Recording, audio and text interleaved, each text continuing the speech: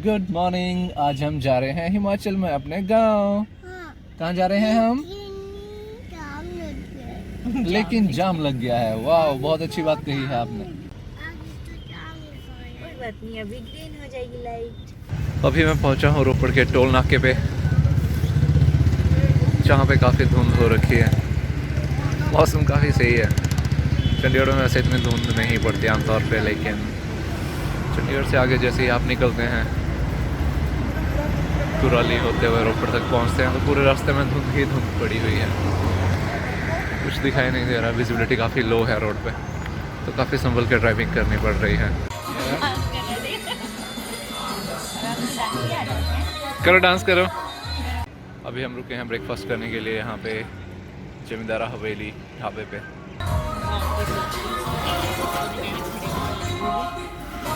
एक तो यहाँ पे पहले ही इतने ठंड है और बच्चे को ऐसे में भी आइसक्रीम खानी है। जब भी हम जाते हैं हिमाचल तो रास्ते में आता है एक मंदिर।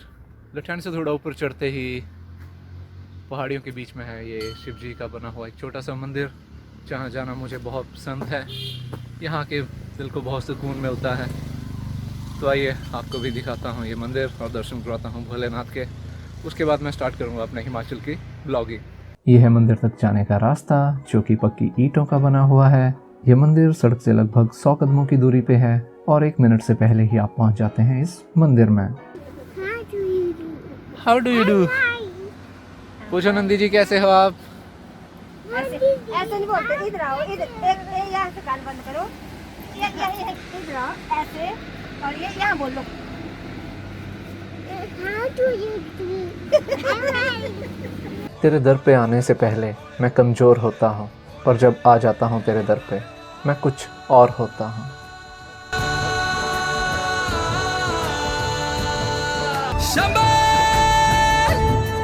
और अभी मैं आ रहा हूँ मंदिर में दर्शनों के लिए। शिवजी के मंदिर के बाहर नंदी जी ना हो ये तो हो नहीं सकता। ये मंदिर एक चट्टान के ऊपर बना हुआ है, जिस पे एक शिवलिंग बना है और साथ में शिव जी की मूर्ति लगाई गई है।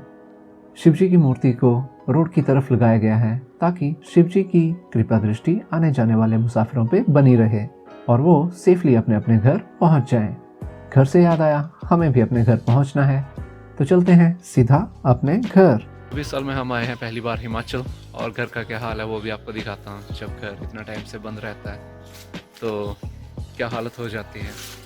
पतझड़ का मौसम है और पत्ते ही पत्ते झड़ रहे हैं, और क्या क्या हुआ है हमारी एब्सेंस में बंद घर में, वो भी आपको दिखाता हूँ। सबसे पहले ये जो मैं आपको दिखा रहा हूँ, ये कोई खेत नहीं है, ये है हमारे घर का आंगन, जहाँ पे इतने सारे पत्ते पड़े हुए हैं।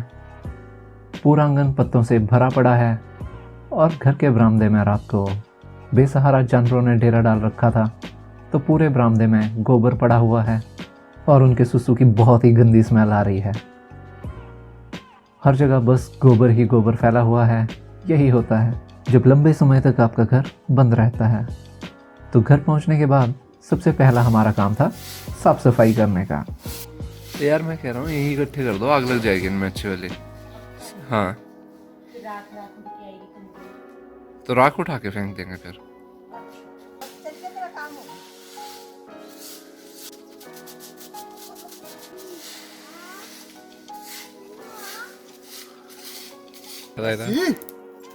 और अब भैंस भी आगे से जवाब देगी। भैंस को हमारे यहाँ मैस कहा जाता है और भैंसे को झोटा कहते हैं। तो आपके यहाँ भैंस और भैंसे को क्या कहा जाता है, आप चाहें तो मुझे कमेंट करके बता सकते हैं। सर्दियों के मौसम में आग सेकने का अपना अलग ही मजा है, और ठंड तो जानवरों को भी लगती है, तो हिमाचल में अक्सर लोग जानवरों के आसपास आग जलाते हैं।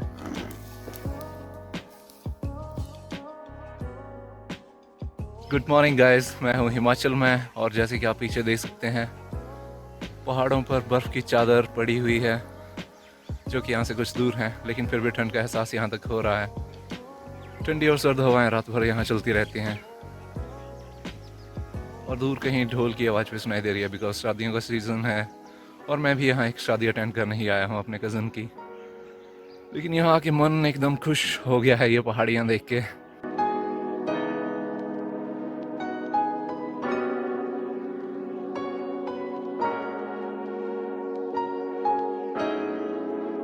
ये है मेरी क्यूट सी कैट जिसका नाम है बिल्ली।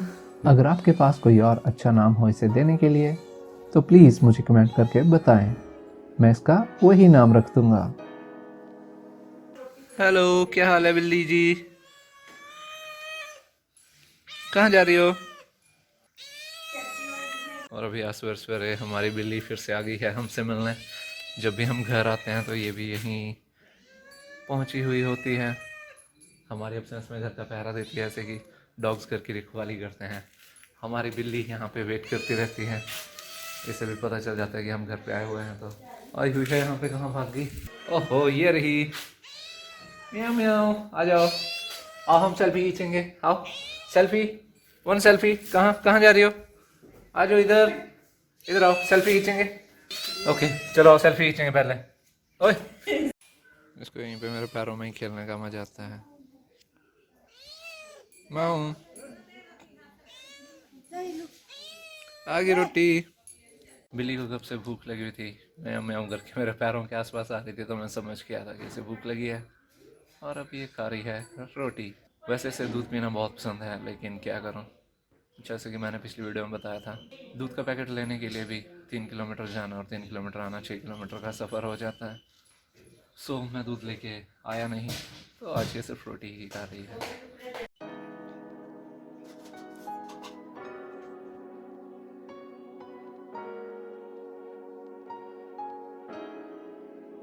बेटे ऐसे नहीं करना, ये क्या कर रहे हो आप? ऐसे करूँगा ना, नहीं ऐसे नहीं करते गुड बेबी। ऐसे करूँगा ना। बच्चों को गर्मी या सर्दी से कोई फ़र्क नहीं पड़ता, उन्हें तो बस मस्ती करनी होती है। तो जैसे कि मैंने आपको बताया था कि मैं आया हूँ हिमाचल एक मैरिज अटेंड करना है, तो दिखाता हूँ आपको मैरिज की कुछ झलकियाँ। पहले चलिए यहाँ पे दारू, फिर हुआ नाच गाना।